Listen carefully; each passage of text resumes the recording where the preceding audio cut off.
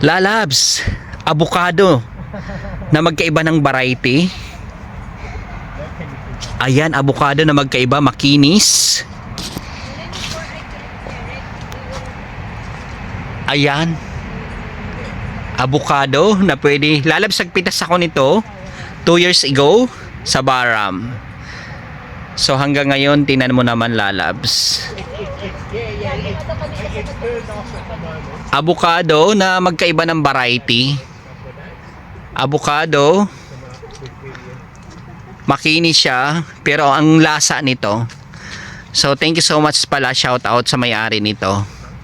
So nakakakain tayo ng libreng prutas. Isang bagay na napakasarap na magtatrabaho din sa farm, at of course may kaibigan tayong mga farm owner, hindi lang farm owner, kaya friend natin, kasi normal sa bahay nila normal sa bahay nila, Lalabs, na sa bakuran nila ay may mga pananim. Katulad nito, sa likod ng bahay nila may avocado. Mahilig din sila sa garden.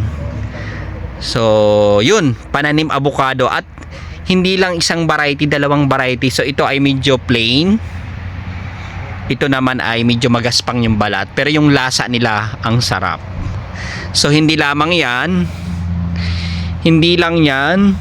Meron pa ditong orange. So, iyan, orange.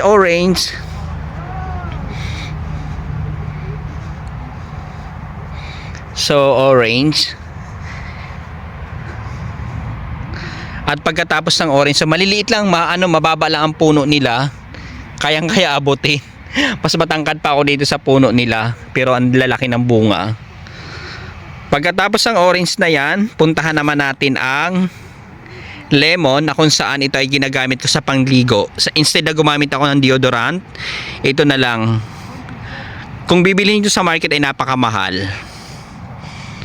$1 bawat isa, at ang palitan ngayon ay 37 pesos, $1. So yan po ang halaga niya. Ang ganda naman, hindi lamang yan, Lalabs, sa likod ng bahay din niya andyan ang pangkabuhayan showcase. Yan po ay grapes. So alam nyo na, pag picking ng grapes, kontrata ang trabaho.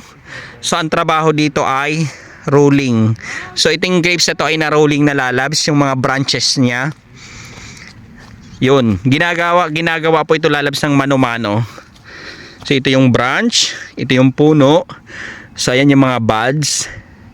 Tapos yan ay magdadahon. Pag nagdahon, diyan na magbubunga. So ang bayaran nito, Lalabs, hindi ko alam kung ang dito ay hourly, pero nung nagtrabaho po ako sa grapes, ito po ay kontrata, per puno po ang bayad. So pag trim in roll, I think $2, kung hindi po ako nagkakamali. Correct nyo na lang po ako pag ako mali. So kadalasan po, Lalabs, yung puno dito ay umaabot ng 80 na puno. So ang lawak po nito.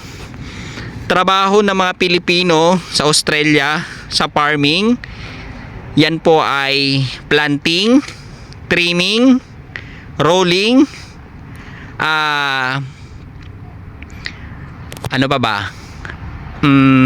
pruning.